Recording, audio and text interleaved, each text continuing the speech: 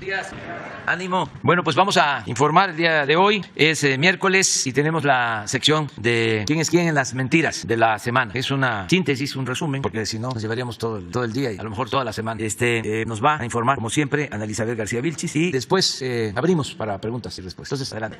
Buenos días, compañeras, compañeros. Este es el quién es quién en las mentiras de la semana del 30 de marzo de 2022. Comenzamos con la primera. Reforma usa a los paisanos para pegarle al gobierno. El domingo 27 de marzo, el periódico Reforma, a 8 columnas, publicó una nota con el título: Denuncian paisanos extorsión del Instituto Nacional de Migración. Así, con afirmaciones para que se vea. Señalan que agentes de migración mexicanos habrían exigido moches a 50 migrantes que regresaban a México en un autobús, según denunció el señor Rogelio Ávila, presidente de la Asociación de Migrantes Mexicanos en Chicago. Hasta aquí todo parece normal. Sin embargo, al revisar otras primeras planas de Reforma sobre presuntas extorsiones a paisanos, la fuente es la misma. El mismo Rogelio Ávila que organiza caravanas migrantes. Por ejemplo, Reforma publica 8 columnas en su portada del 2 de abril de 2021. Crimen cobra protección y también policías. Acusan doble extorsión fronteriza en regreso a casa por Semana Santa. La fuente es el mismo Rogelio Ávila, ahora en su calidad de representante en Illinois del Consejo Nacional de Legisladores y Líderes Migrantes. Y el 19 de diciembre de 2021, Reforma publica en portada e interiores: reciben los paisanos trato nada heroico. Notas con características similares y consultando la misma fuente, mencionando también la extorsión por parte de agentes del Instituto Nacional de Migración.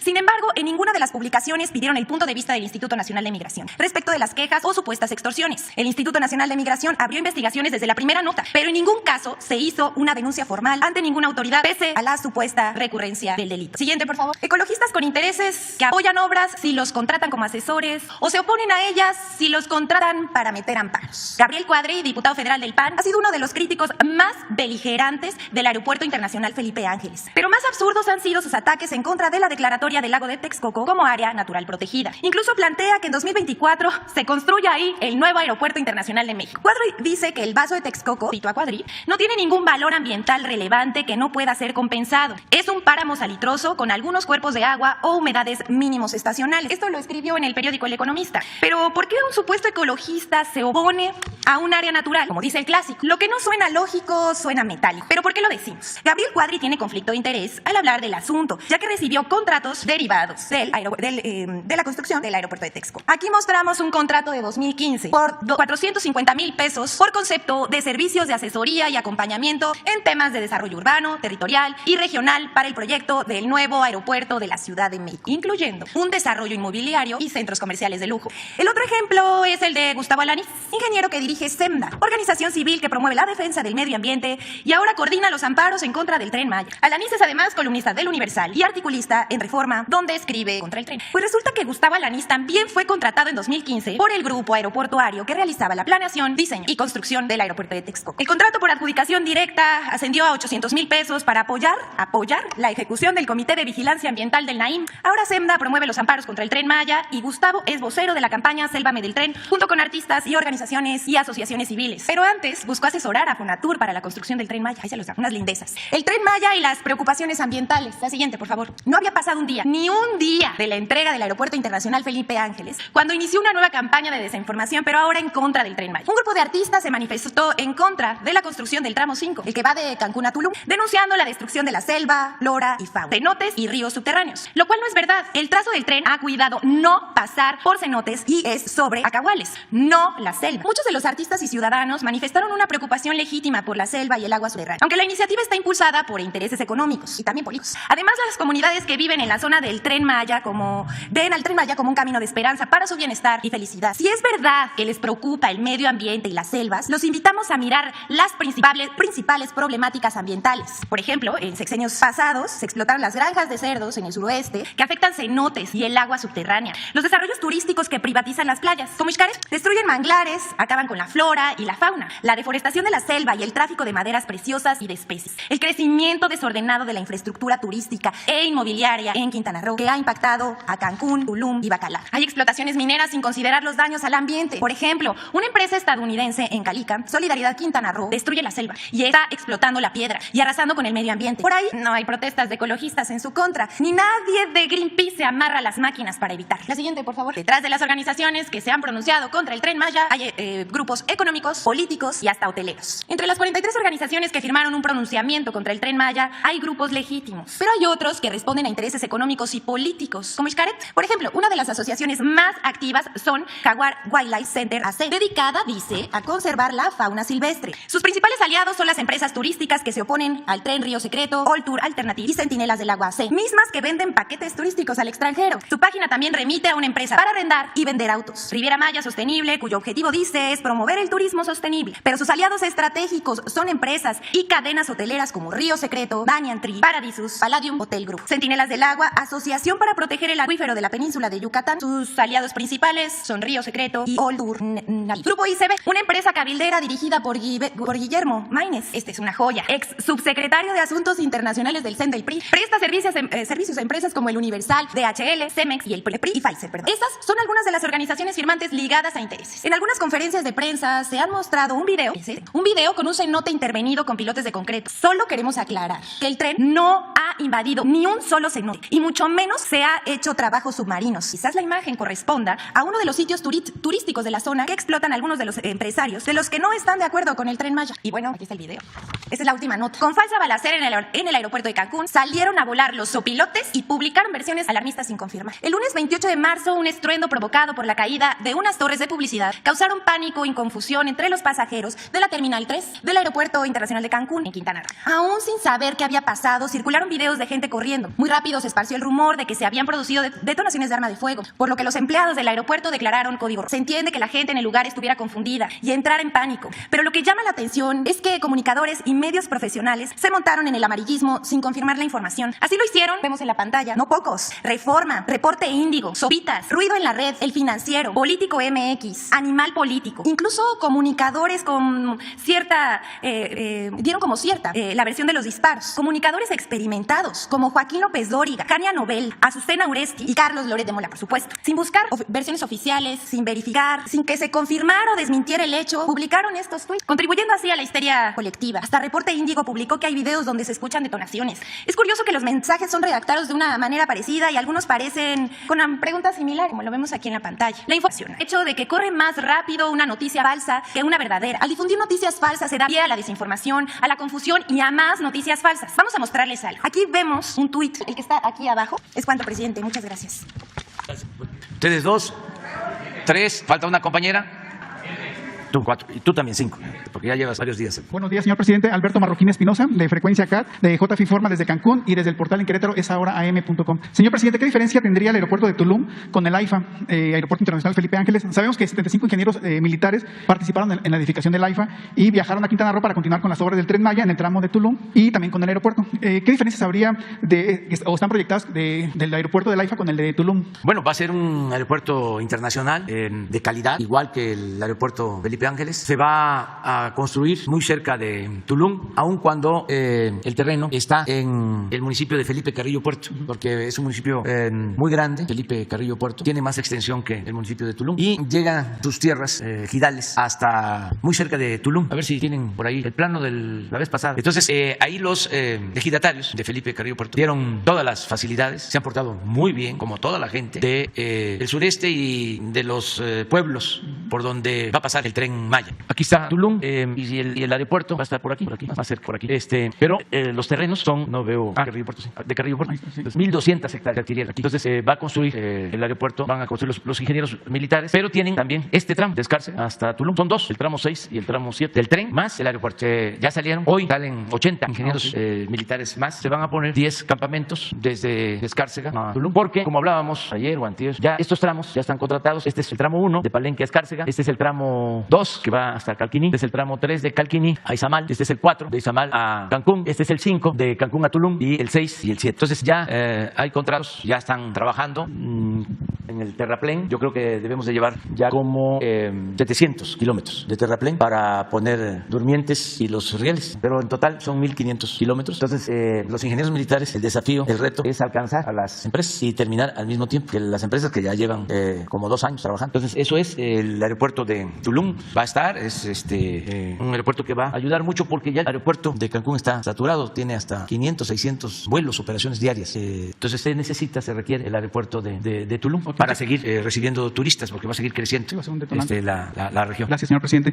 Fíjese que el 23 de diciembre la directora de CAPUFE anunciaba la contratación del personal de outsourcing en todo el país, incluso mandó un escrito informando, o sea, con gusto que, pues, de acuerdo al decreto que usted había emitido, que se contrataba a ese personal, que incluso había personas de más de 15, 16 años de servicio como outsourcing, y pues resulta que lo despiden masivamente allá, sobre todo en las plazas de cobro de Malpasito, Tabasco, Yocosocautla, Chiapas, son de las que yo tengo ahorita evidencias de que gente que siempre ha laborado ahí, pues resulta que mejor contratan a familiares y amigos, y se habla también incluso de venta de plazas, eso no me consta, pero sí que en lugar de haber contratado, como usted, que era un derecho, romper con el outsourcing y contratar a la gente para que tenga mejores prestaciones, pues resulta que esos administradores de esas plazas de cobro hacen mal uso de ese decreto. Sí, ya se está viendo. La directora de CAPUFE, Elsa Beites, es una servidora pública ejemplar, es una gente honesta, una muy buena persona. Le tengo toda la confianza, la conozco desde hace 20 años. Estuvo trabajando en el gobierno de la Ciudad de México cuando fui jefe de gobierno. Y lo que está sucediendo es que está creciendo CAPUFE, porque durante el periodo neoliberal lo que querían era acabar con CAPUFE, porque todo era privatizado y CAPUFE es una empresa pública. Entonces eran concesiones para autopistas privadas, particulares. Y CAPUFE incluso hasta le fueron quitando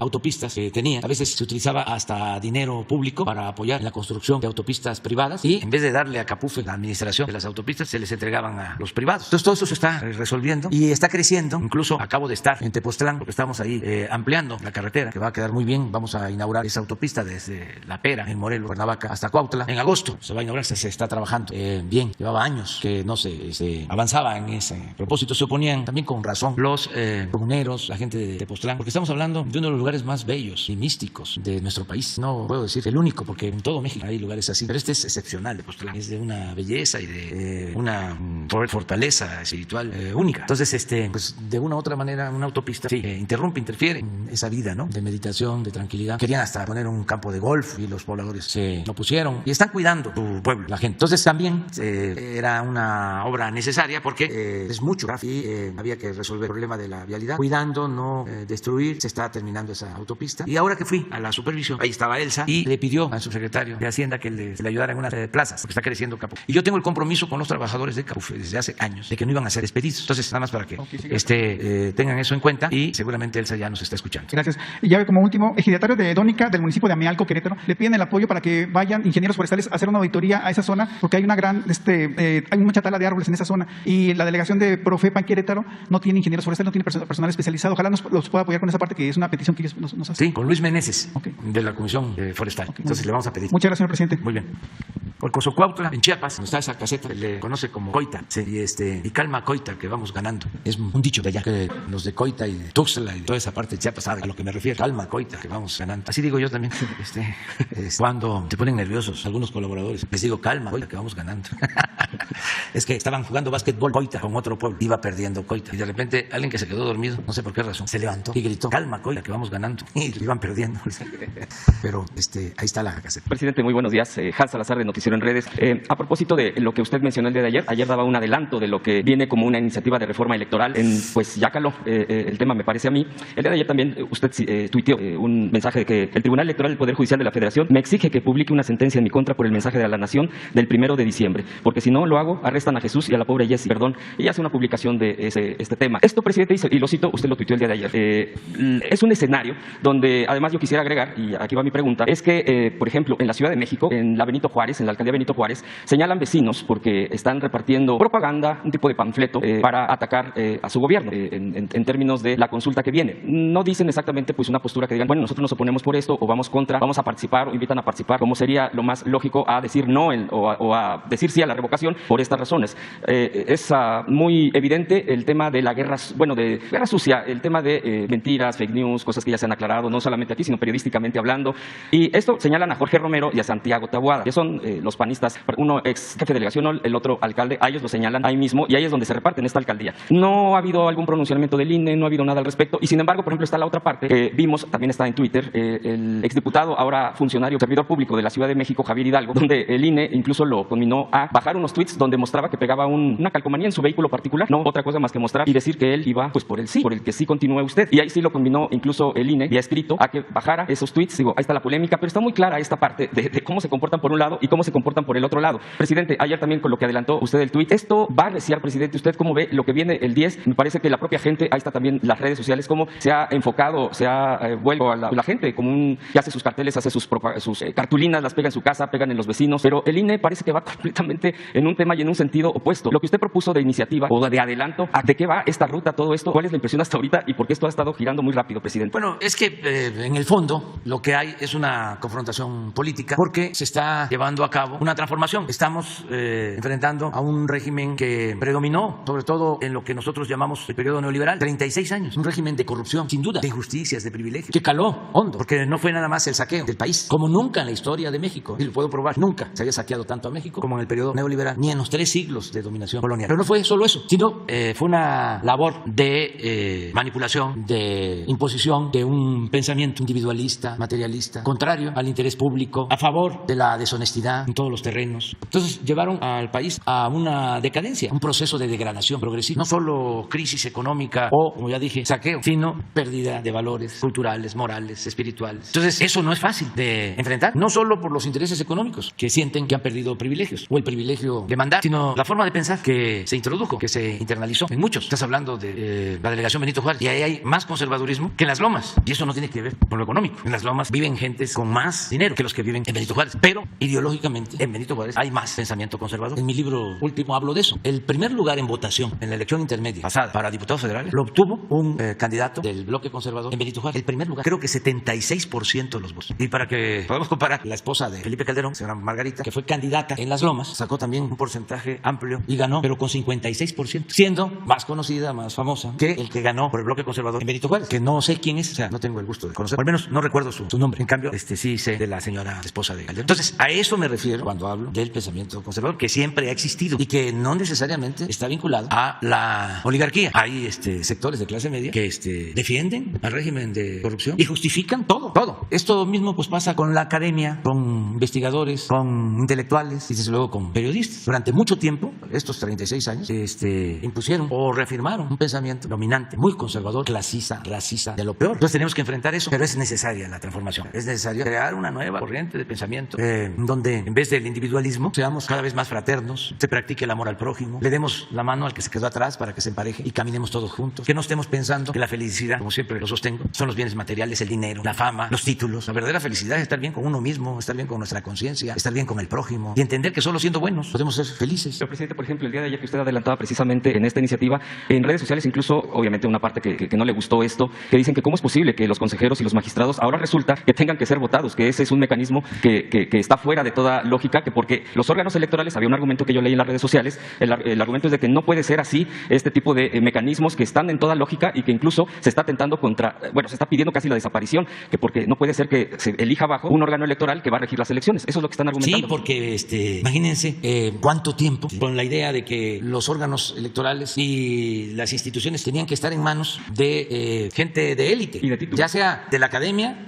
o de la política. Porque dicen que tiene que ser gente preparada. Sí, porque desprecian al pueblo. Y siempre hemos hablado de que la política era asunto de los políticos, era asunto de los de arriba. El pueblo no contaba y era una formalidad el decir de que buscábamos la democracia, cuando la democracia es el poder del pueblo, cuando en una democracia el soberano, el que manda es el pueblo. Bueno, hasta el origen de la palabra, demos, pueblo, kratos, poder del pueblo. Pero todo esto era nada más formal. Entonces cuando, que participemos todos, cuenta lo mismo un voto de un campesino, de un indígena, de un obrero, de un maestro, de un comerciante, que el voto de un banquero, de un potentado, de un científico, de un intelectual, que dicho sea de paso, no porque sean intelectuales, hay gente brillante, completamente reaccionaria, fascista, son cosas distintas. Entonces ya basta de que los partidos arriba, que también ni siquiera son autónomos, porque ustedes creen que los partidos del conservadurismo toman decisiones de manera independiente. No, cuando aprobaron el FOBAPROA, intervinieron los empresarios. Sí, mi propuesta es de que se elija primero, el pueblo elija a los jueces, que se propongan como candidatos a ser consejeros y a ser magistrados, a gente con vocación democrática y de inobjetable honestidad, que los hay en el país y que con los tiempos que tiene el INE, no como ahora, ya no quiero hablar del tema, se difunda quiénes son verdaderamente independientes, ciudadanos íntegros, mujeres y hombres. Estoy proponiendo que el Ejecutivo, cumpliendo con ese perfil, haga una propuesta de 20, 10 mujeres, 10 hombres. El judicial, lo mismo. El legislativo, ya son 60. Y a difundir quiénes son, a qué se han dedicado. Y que de ahí salgan los que van a estar en el Consejo. El que tenga más votos de todos, presidente. Y que sea electo, que sea el pueblo, no las cuotas. Los que están ahora en el tribunal, antes de que los nombraran, yo estaba en una gira en Veracruz y hasta me adelanté a decir cómo iba a quedar la votación en la Cámara. Dije 4 para un partido, 3 para otro. No, 5 Sí, 4 se repartieron pues, entre ellos, me acuerdo. Y así quedó. Pues por eso actúan de esa manera, por consigna. Eso los consejeros y lo mismo los magistrados. Entonces, la elección. Esa es una parte, ese es un. Segundo, el presupuesto. ¿Por qué va a costar tanto? ¿Podemos ahorrar la mitad? ¿Por qué 20,000 millones y por qué no 10,000? Lo tercero, ¿para qué tantos diputados o tantos senadores? ¿Podría eliminar pluris? Sí, claro, estoy proponiendo eso, la eliminación. No, va a estar bien, espérense. Y los recursos, lo mismo, los recursos.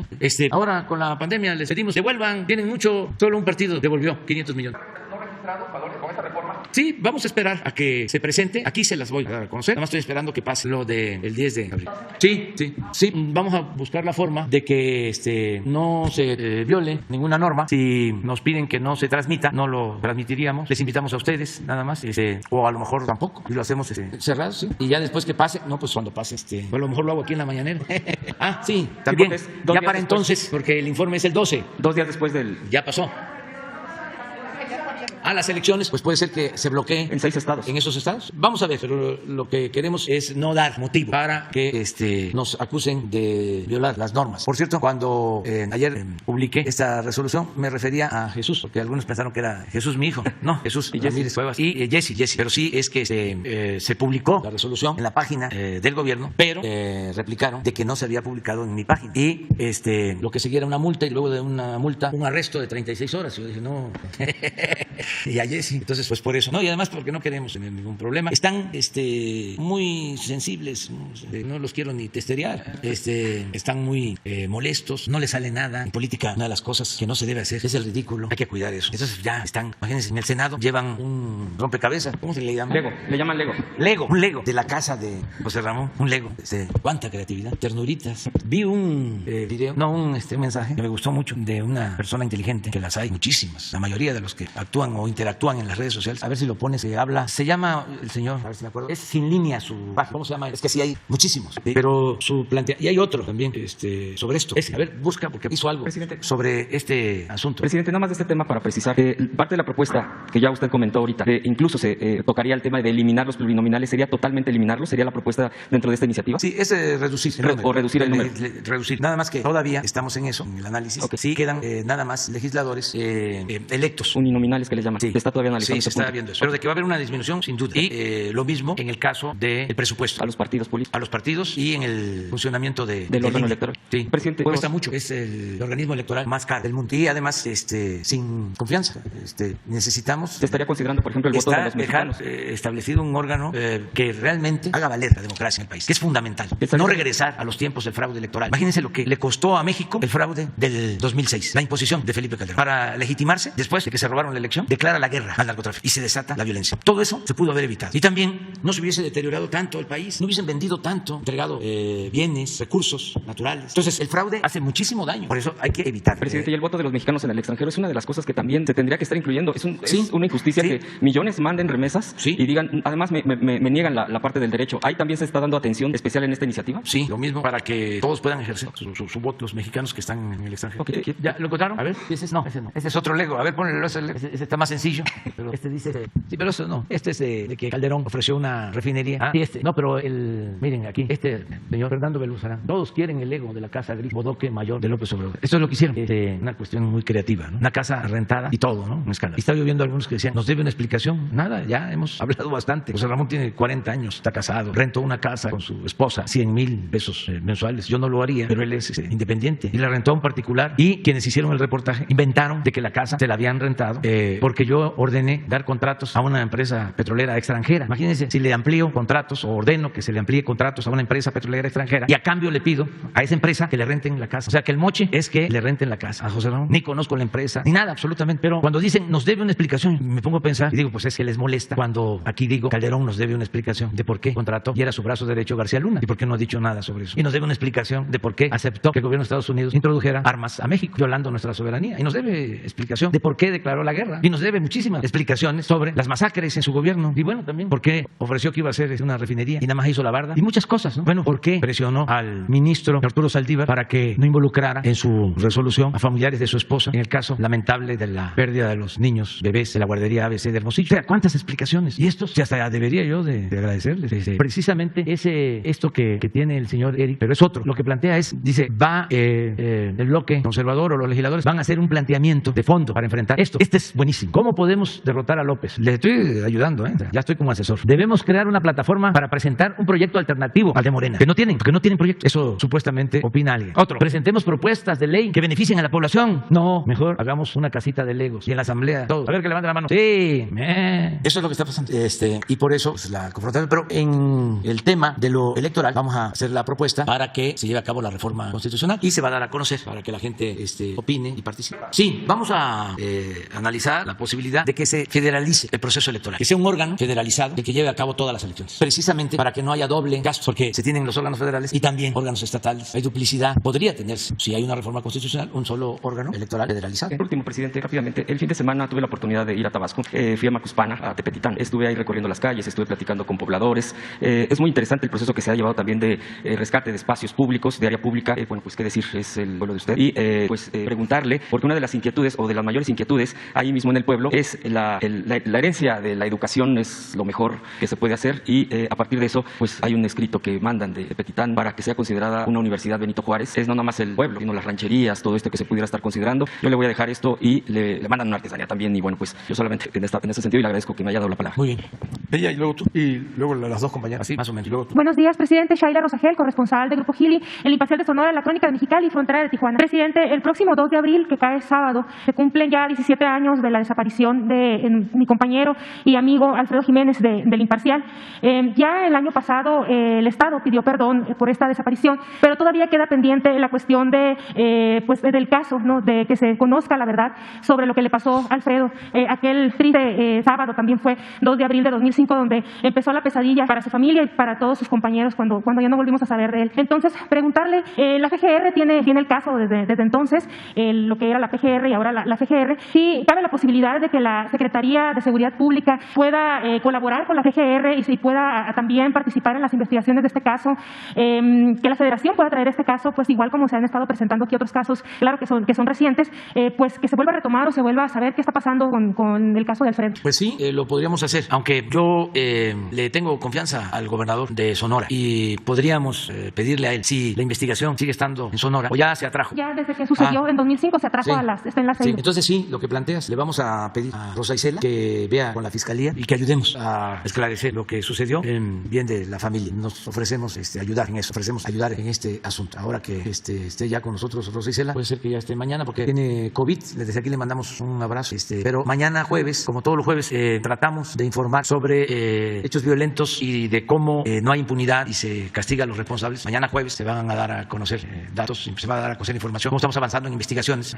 Ya en el caso de los periodistas asesinados, nos faltaba un caso y ya tenemos pues avanzada la investigación y hay detenidos casi en todos los casos. Sí, presidente, en el caso de Alfredo, pues fue hace mucho tiempo, fue en 2005 y pues reinó la impunidad y pues ha sido un caso que ha seguido impune a través de los años, pues fueron pasando los años y pues se convierte en más difícil, ¿no? Poder, sí. Yo creo que investigarlo, pero pues sus papás, pues como le dije también el año pasado, pues guardan esa pequeña esperanza de al menos ellos dicen ya se conforman con saber dónde quedó su hijo, pero pues también esclarecer, o sea, qué fue lo que sucedió con Alfredo, o sea, porque desapareció y pues no volvimos a saber de él. Es nuestra responsabilidad, aunque haya sucedido antes, y además entendemos bien lo que sienten los padres y los familiares. Gracias, presidente. Bueno, en otro tema, presidente, preguntarle sobre la regularización de los autos chocolates, si ya tiene algún informe, algún avance de cómo va esta regularización y también sobre si ya decidieron cómo y cuándo se va el recurso que se obtenga de la regularización, cómo se va a repartir en las ciudades para el tema del bacheo. Ya va avanzando, ya se destrabaron muchos asuntos que hacían lento la regularización, ya se está avanzando. De todas maneras, vamos a pedir que mañana nos informe, ¿te parece? De cuántos carros han regularizado hasta la fecha y cómo vamos en este asunto. Y que además ya se den a conocer los nuevos procedimientos, todo lo que se hizo para simplificar los trámites. Tengo información de que ya se está avanzando, pero mañana que nos informe. Buenos días, presidente. Miguel Arzate, del Sistema Público de Radiodifusión del Estado Mexicano, Canal 14. Preguntarle, señor presidente, tras la difusión de este video donde se observa a elementos de la Marina al realizar una operación, intervenir el basurero de Cocula, Guerrero, donde la entonces PGR determinó que los 43 estudiantes de Ayotzinapa fueron supuestamente incinerados. Ayer, los padres de los normalistas, padres y madres, se dijeron molestos, dijeron sentirse que le siguen viendo la cara. Pidieron abrir una investigación en contra del ejército Ejército y la Marina. Esto por no seguir su instrucción de dar a conocer toda la información que tuvieran acerca de este caso, con la intención de esclarecer los hechos. También piden que se cita a declarar al presidente Enrique Peña Nieto. Preguntarle, señor presidente, ¿usted sabe, tiene conocimiento si esta investigación contempla la declaración del expresidente Enrique Peña Nieto? Bueno, se está llevando a cabo la investigación, no termina todavía. Esto fue un informe que entregaron los expertos independientes que están ayudando en toda la investigación. Todavía falta seguir avanzando. Apenas si están declarando o acaban de hacerlo los marinos que se ven que están en el basurero y también los mandos superiores, pero hace poco tiempo. No, porque pues él no tiene ningún involucramiento en este asunto. El anterior secretario de Marina era el almirante Ojeda y los malquerientes, nosotros, ¿no? Quieren forzarlo, porque el almirante Ojeda estaba de jefe de zona naval en Acapulco. Lo que se debe de saber, sí se sabe, los adversarios quieren hacernos quedar mal a nosotros, ¿no? Incluso si pudieran echarnos la culpa a nosotros de la desaparición de los jóvenes, lo harían. Saben de que pues son decisiones que se tomaron a nivel central y que la Secretaría de Marina, como la Secretaría de la Defensa, tienen organismos de inteligencia para tareas especiales. Está demostrado que los que participaron en lo del basurero, los marinos que están actuando, que aparecen en las tomas y quienes dieron las órdenes, pues estaban actuando desde oficinas centrales, desde aquí. Eso lo digo porque de inmediato, ¿no? Denise Drese, Dolia Esteve, que pues obedecen a otros intereses. No quiero polemizar más. Presidente, lo que estoy diciendo creo que se entiende, permíteme, que es interesante. Entonces, ya los responsables están declarando, porque en efecto, en la madrugada, todavía no era de día, y llegan unas camionetas al basurero y empiezan a poner unos bultos. Y ese mismo día, poco tiempo, llega la comitiva encabezada por el procurador. Y creo que ese mismo día, por la tarde o al día siguiente, es cuando se da a conocer la supuesta verdad histórica. Entonces, por eso lo del video. Pero es importante lo que estamos haciendo para conocer la verdad de que todo ese material se ha obtenido en este tiempo que nosotros estamos gobernando. Si hubiese ganado otro candidato, pues eso no se hubiese conocido. Es más, ya hubiesen cerrado el caso. Esto es para hablar en plata, ¿no? Con claridad. Nosotros tenemos por convicción el compromiso de que se aclare este asunto. Eso la Fiscalía lo va a decidir. La Fiscalía especializada, no la Fiscalía General. Acuérdense de que hay una Fiscalía especial para este caso, que tiene todo nuestro apoyo, todo nuestro respaldo. Y la instrucción también que tienen todos los servidores públicos es contribuir con información, entregar toda la información. También decirles de que la Secretaría de la Defensa está contribuyendo, entregando toda la información. Y también en nuevos hallazgos ha contribuido la Secretaría de la Defensa con documentos y otros datos. Presidente. ¿Mande?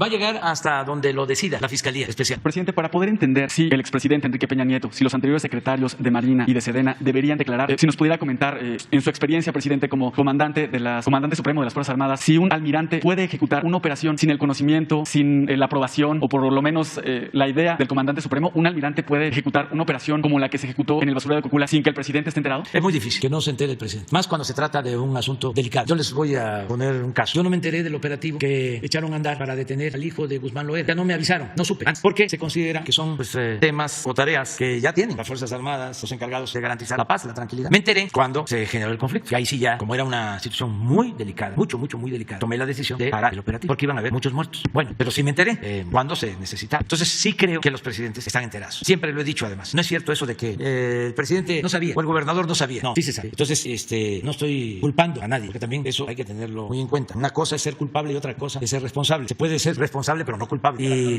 pueden ser las dos cosas, responsable y culpable. Pero eso es lo que puedo decir. Ahora, ¿quién va a resolver? La Fiscalía. Y tengamos confianza. Y este grupo de expertos va a seguir ayudando. Yo se los pedí de que nos siguieran ayudando, asesorando, indagando. Un año más. Sí, un año más. Y lo vamos a hacer porque tenemos el compromiso, pues no solo el presidente, el Estado y la sociedad, de saber dónde están los jóvenes. ¿Qué pasó? Entonces estamos. Por último, presidente, para cerrar el tema, ayer nos adelantaba que el almirante, sobre todo, que estuvo en esta operación, está declarando ante la Fiscalía, o ya declaró ante la Fiscalía. Ya declaró. ¿Es un almirante que sigue activo en la Secretaría de Marina? Ya no, es que ya la mayor parte de que estuvieron en los mandos, entonces ya están en retiro. No hace mucho que se retiraron. Acuérdense que al llegar a determinada edad, si son mandos superiores en Marina y en el Ejército, 65 años, van al retiro y no hay excepciones. Son muy contadas las excepciones. Muy estricto lo del retiro a determinada edad. Gracias, presidente. Buenos días a todos. Nancy Rodríguez de Oro Sólido y Empuje Migrante. En primer lugar, presidente, aquí afuera de Palacio Nacional llegó muy de madrugada el señor Román Sánchez, muy angustiado y triste porque su hijo perdió la vida en Santa Rosa, California, en un accidente automovilístico. Entonces pide si la Secretaría de Relaciones Exteriores podría recibirlo para que reciba apoyo por parte de usted. No sé si sería ahora posible. Mismo, sí. Sí, está aquí afuera sí. el señor. Tú lo ves, de favor. Ok, gracias, presidente. En otro punto, presidente, en México son más de 10 millones de hermanos que se gobiernan por el régimen de uso Usos y Costumbres. Estoy de acuerdo con usted, la última vez que tuve la oportunidad de preguntarle, que en su mayoría son gente buena, trabajadora y honrada. Pero, presidente, estuve hace unos días en San Martín Peras, Oaxaca, y constaté pues el engaño y la corrupción que padecen por un puñado de dirigentes. Pues ellos mismos ya los llaman traidores a su sangre, porque por ellos mismos fueron nombrados. Presidente, al llegar a la localidad empezaron las amenazas por WhatsApp a nosotros. Primero amenazaron, les vamos a dar una golpiza y después les meteremos unos balazos, advirtieron a través de WhatsApp. Pero bueno, pues yo en lo personal decidí seguir la travesía a pesar de las amenazas, presidente. Se sumaron a la caravana cuando íbamos llegando a este poblado allá en Oaxaca, aproximadamente pues más de una decena de automovilistas, de pobladores de la región con sus trocas, con sus coches, y acompañados de 2 patrullas, pues pudimos llegar a la plaza principal de San Martín Peras. Están ahí los videos publicados, lo cual demuestra pues la inseguridad y las amenazas que están siendo objeto los pobladores. Están en crisis, presidente, no hay autoridades, abandonaron la presidencia municipal, no hay mandos, no hay quien firme actas de nacimiento, no hay quien firme defunciones y entre otros trámites. También, presidente, algo muy grave es que ya le habían revocado el mandato a este presidente municipal, Román Juárez Cruz, pero fíjese que intervino el gobierno del estado a través del Poder Judicial y le otorgó un amparo. Entonces aquí ya se está viendo pues la intervención del gobierno estatal y bueno, también con engaños, la verdad, habría que revisar bien el expediente. Es que dicen que fue una resolución de la Suprema Corte de Justicia, seguramente tienen algo de razón, pero sí sería cuestión de revisarlo, presidente, porque además no es el único municipio. También, presidente, constaté obras inconclusas, millonarias, o sea, tienen ahí los letreros de que se terminaron obras por 1 millón, 2 millones, 4 millones, 7 millones de pesos, y lo cual quiere decir, como usted también bien dice, hay los recursos, pero se están desviando los recursos. Ahora, al puro estilo pues de los gobiernos anteriores, ¿no, presidente? Priistas, panistas, incluso son las mismas acciones que se tienen en el gobierno estatal del señor, también le achacan muchísimo que los protege, Alejandro Murat. También este presidente municipal, presidente Román Juárez Cruz, y sus colaboradores pues ya tienen su clásica casa, como usted dice, casota grande, recámaras, 2 pisos, manejan autos de lujo, un Audi, que cuando llegué yo ahí a la plaza, lo escondieron, se lo llevaron, una camioneta Audi. Entonces, bueno, pues son hombres y mujeres muy angustiados, presidente, con lágrimas, nos pidieron que por favor se le intervenga porque ya están cansados pues del abandono y de la corrupción. Y por eso sería importante, presidente, le pedí, le solicité su intervención para revisar estos municipios, porque ya estoy recibiendo más denuncias de otros municipios, presidente.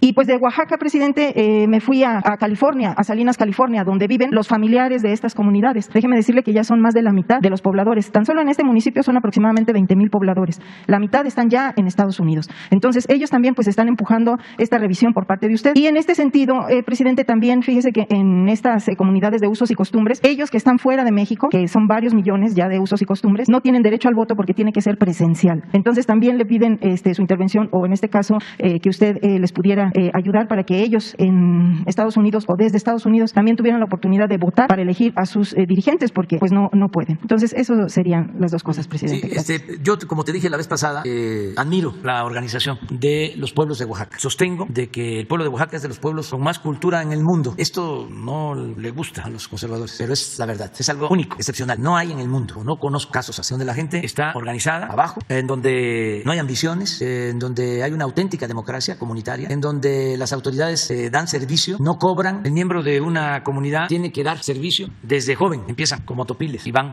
ascendiendo. Y su máxima ilusión es llegar a ser miembro del Consejo de Ancianos. ¿Y cuál es la recompensa por servir? El ser reconocido por su comunidad, por su pueblo. Todo esto acompañado del tequio, es decir, de la ayuda mutua, del trabajo comunitario, del respeto a los adultos mayores, a los niños, el respeto a la naturaleza, la limpieza de todos los pueblos. Es algo, la verdad, único. Son 417 municipios gobernados así por usos y costumbres. Sí hay, desde luego, conflictos como a los que haces tu referencia, que llevan ya tiempo en una etnia, en una cultura. Hay 2, 3 corrientes o grupos o movimientos y se enfrentan. Esto ha pasado lamentablemente en la zona Triqui, pero se está ayudando y también ellos están con deseos de que se busque la reconciliación, la paz. Esto lo está atendiendo Alejandro Encinas y también nos ayuda el gobernador Alejandro Murat. Hay quienes tienen una idea distinta, pero nosotros procuramos trabajar juntos, gobiernos municipales, el gobierno del estado de Oaxaca y el gobierno federal. Entonces vamos a seguir atendiendo este caso, presidente, si usted me permite, con Alejandro Encinas. Sí, si usted me permite, precisamente ahorita que acaba de tocar lo de la región Triqui, están tan exaltados los ánimos que ellos mencionan, estuve yo ahí, le digo, y me dicen, los triquis, cuando no les cumplen sus dirigentes, los matan, los asesinan. Entonces, sí sería cuestión de voltear a ver y atender, porque pues que no se generalice este tipo de, porque se puede desbordar esta violencia, y sobre todo de que ahí están ya los testimonios,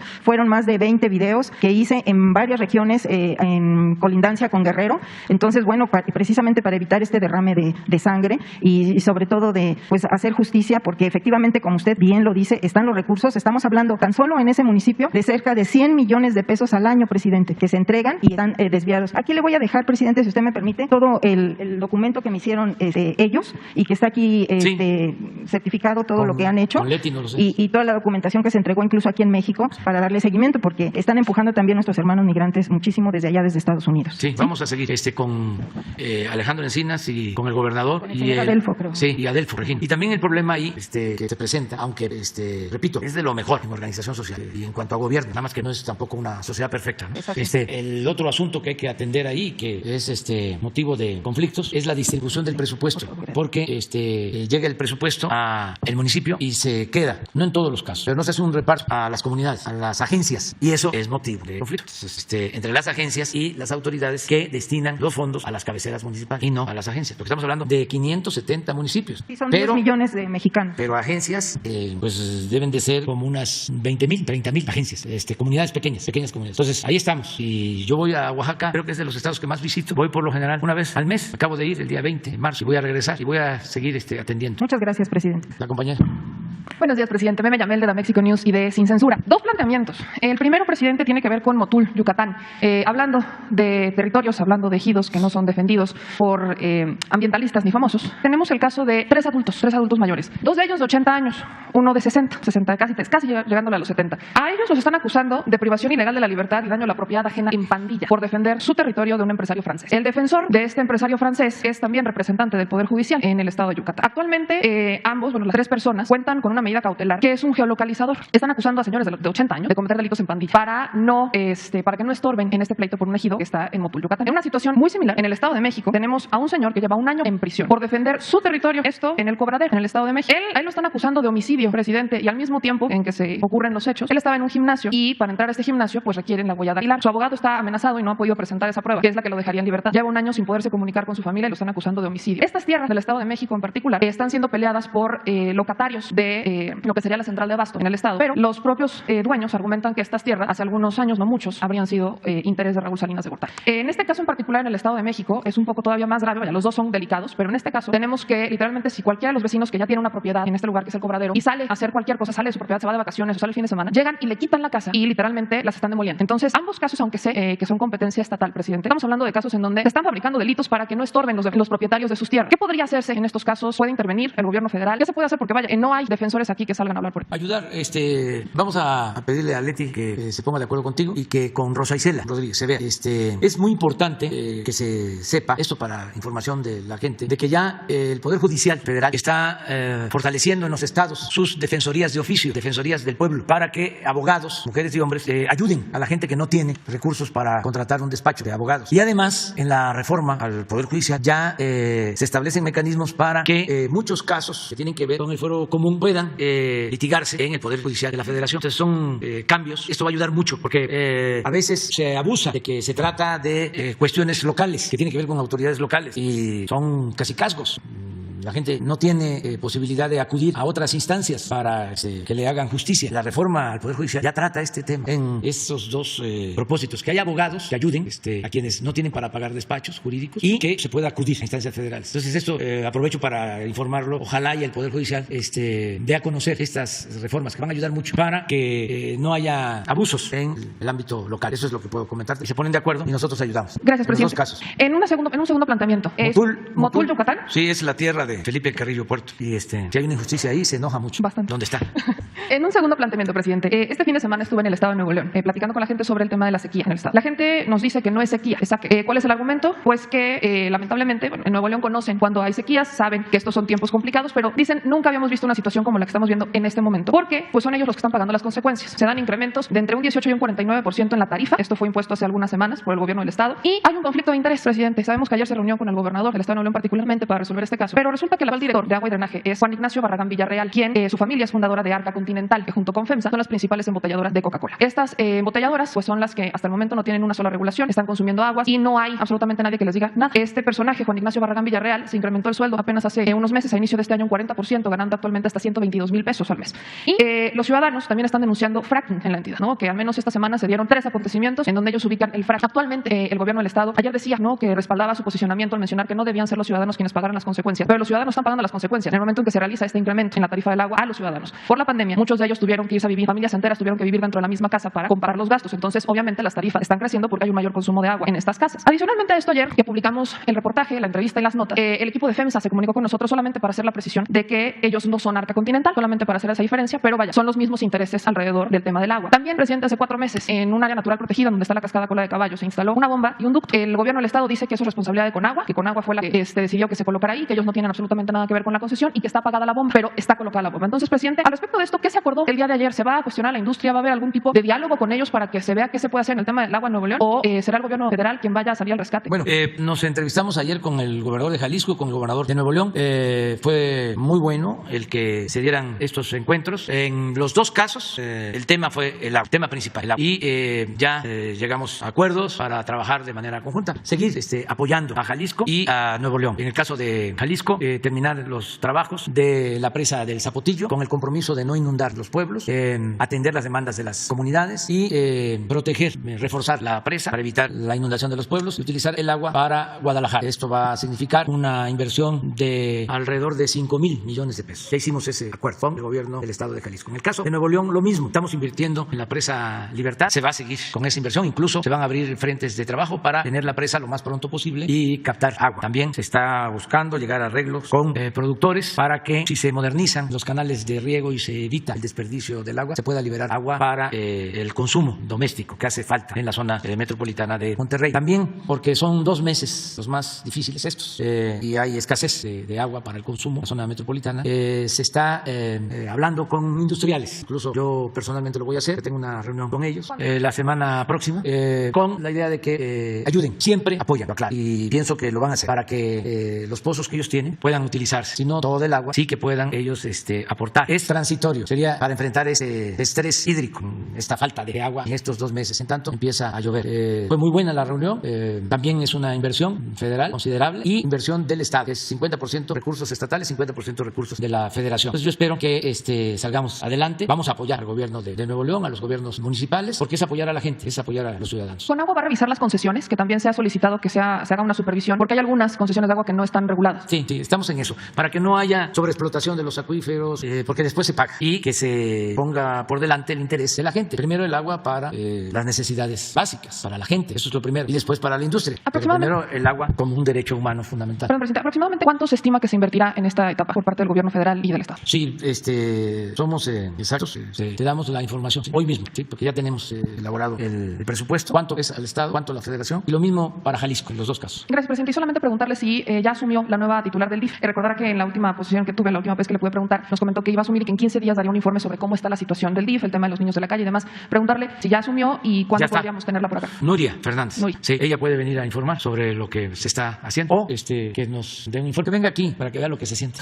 Es que ella venía como periodista y ahora es servidora pública. Entonces es muy buena Nuria, muy buena, muy sensible, muy humana, con profundas convicciones sociales. Ahora sí, vámonos. Por fin, presidente, menos mal. Gracias, buenos días. Soy Alberto Peláez. Es la tercera vez que vengo en este año a este ejercicio de la mañanera. De septiembre usted me dijo, no dejes de venir, aquí estoy. En este ejercicio que debo decirle, a mí me gusta, desde el punto de vista periodístico es de los mejores. Llevo 40 años dedicado a este oficio. Mire, presidente, desde el punto de vista personal, yo tengo mucha empatía con usted, se lo digo con franqueza. Y desde la franqueza y desde la confianza que tengo, quiero preguntarle lo siguiente. En la mañanera aparece el nombre de España de manera reiterada y no siempre para bien. Es verdad, y puedo estar de acuerdo con usted, que puede haber una serie de grupo, un puñado de empresas que tal vez hayan podido cometer irregularidades, no lo sé, pero pudiera estar de acuerdo con usted. Pero no es el caso general, presidente. En México hay más de 7.000 empresas españolas. Hay muchos españoles que vienen a trabajar. Yo soy español, yo me siento muy español, yo me siento muy madrileño y me siento muy mexicano. Y cuando venimos a trabajar, venimos con la decencia, como la gran mayoría de las empresas españolas. Por eso que se me hace que no es justo ese tratamiento hacia España. Y debo decir también una cosa, lo digo por todos aquellos que le están siguiendo en las redes sociales, que ya se han ocupado, ya han visto hace un rato y ya me están dando por todos lados. Que la verdad debo decirle que me da un poquito igual. Pero para todos aquellos que dicen que a mí me pagan las empresas españolas, a mí no me pagan nadie. Las empresas españolas, yo aquí vengo como un periodista que soy, buscando la verdad. La pregunta que le hago, señor presidente, es más allá de las pausas y de las disculpas y la carta, ¿qué vamos a hacer? Se lo pregunté el mes de julio. ¿Qué vamos a hacer para que las relaciones comerciales, todas las relaciones, especialmente las comerciales entre España y México, vayan por el buen buen camino, ahora que va el embajador a Madrid, Enrique Ordaz, que lo va a tener muy complicado, la verdad. Y luego quería hacer otra pregunta. ¿Cuál es la postura del gobierno mexicano con respecto a la situación entre Ucrania y Rusia? ¿Y cuál es la opinión suya personal de la figura de Vladimir Putin? Y luego le voy a pedir, por favor, si está amable, que me dé el derecho a réplica. Gracias. Bueno, Alberto, mira, aquí hemos hablado de España y siempre hemos separado, distinguido al pueblo español con las élites del poder económico y del poder político en España. Son dos cosas distintas. Entonces, respetamos mucho al pueblo español, es un pueblo admirable, sobre todo los migrantes que salen adelante con trabajo, como todos los migrantes del mundo, que son seres excepcionales, los migrantes mexicanos, los migrantes de cualquier país. Sin embargo, la élite en España no se ha portado bien con México, con nuestro pueblo. Primero porque han abusado y empresas y bancos han sacado ganancias exageradas de México y se han metido en asuntos que solo corresponden a los mexicanos. Han hecho hasta política en México. Una vez le dije al presidente de Iberdrola de que era ofensivo el que su empresa haya contratado al expresidente Calderón, que eso es ofensivo para México. ¿Y por qué esa actitud? Porque actuaban con mucha prepotencia y pensaban que México era tierra de conquista y México ya no es tierra de conquista. Entonces, por eso la pausa, que es buena para todos, para que nos ubiquemos primero nosotros y que no dejemos de pensar de que somos un país independiente, libre, soberano y que no actuemos como acomplejados pensando de que debemos de seguir rindiendo pleitesía a gobiernos extranjeros, porque se llegó al colmo de que el de Coparmex de México va a acusarme con el rey. Eso por lo que corresponde a nosotros. Es un autoaprendizaje y lo que corresponde a las autoridades y a las empresas en España que se entienda de que no se pueden cometer abusos. Por eso la pausa. Esto no significa ruptura, no es que no haya relaciones con España. Acabas de mencionar, España es el segundo país en inversiones en México y lo va a seguir siendo. Y los empresarios españoles van a tener siempre apoyo y respeto del gobierno nuestro. Sí, hay un comportamiento ético. Sí, no, se apuesta al influyentismo y a la corrupción. Entonces eso es básicamente lo que puedo comentar. Ahora, hablando de que en las mañaneras se trata el asunto de España, pues quienes promueven el acuerdo en contra nuestra por el asesinato de periodistas, los promotores principales son españoles de Vox y del Partido Popular. Entonces sí, interfieren y tienen esa manía de intervenir en nuestros asuntos. Entonces vámonos respetando. Ahora con el embajador Quirino vino a verme, platicamos sobre cómo podría mejorarse la relación con el gobierno español. La recomendación es de que actuemos con respeto al presidente de España, al rey, que no se meta en cuestiones partidistas de España. Y tenemos muy buenos amigos allá. Tengo un buen amigo, como decía el poeta José Martí, tengo un buen amigo, Miguel Ángel Revilla, encantable, que lo considero uno de los mejores políticos, no solo de España, sino del mundo. Y ya que andamos hablando de política en España, no puede pasar porque para ser presidente en España se requiere estar en uno de los partidos. Miguel Ángel es el presidente de Cantabria, pero es excepcional. Tiene una capacidad de conciliación que le ayudaría mucho a España. Hasta ahí me quedo. Pero bueno, y nos da mucho gusto que estés aquí. Acerca de la guerra o la intervención, nosotros pues lo hemos dicho varias veces, bueno, para no dejar a España. Fuimos colonia, nos invadieron, y fuimos colonia 3 siglos. Luego nos invadió Francia en 2 ocasiones, 1838, la guerra de los pasteles. Un pretexto, que se fue a España y quería venir Francia a dominarnos. Luego pues fueron los conservadores de México a buscar a Maximiliano y nos invadió de nuevo Francia. Cerca de 30,000 soldados franceses invadieron nuestro territorio. Era el ejército más poderoso del mundo en ese entonces. Y nos liberamos y se restauró la República. Estados Unidos nos invadió 2 veces. Bueno, antes se confabuló para que Texas pasara a formar parte de Estados Unidos. Supuestamente se independizó Texas y luego ya se anexó a Estados Unidos. Tan es así que el héroe de la batalla de Puebla, Ignacio Zaragoza, nació en Texas, cuando Texas pertenecía a Coahuila. Esa es nuestra historia. Y luego nos invaden en 1847, también con un pretexto, nos declaran la guerra desde Washington. Y es un gran zarpazo porque nos quitan la mitad de nuestro territorio. Y todavía, siglo pasado, en 1914, nos vuelven a invadir. Entonces nosotros no podemos estar a favor de ninguna invasión. Condenamos la invasión de Rusia a Ucrania, como condenamos todas las invasiones. Pero no podemos tampoco llevar a cabo un protagonismo que vaya más allá de lo prudente para mantener nuestra neutralidad. Si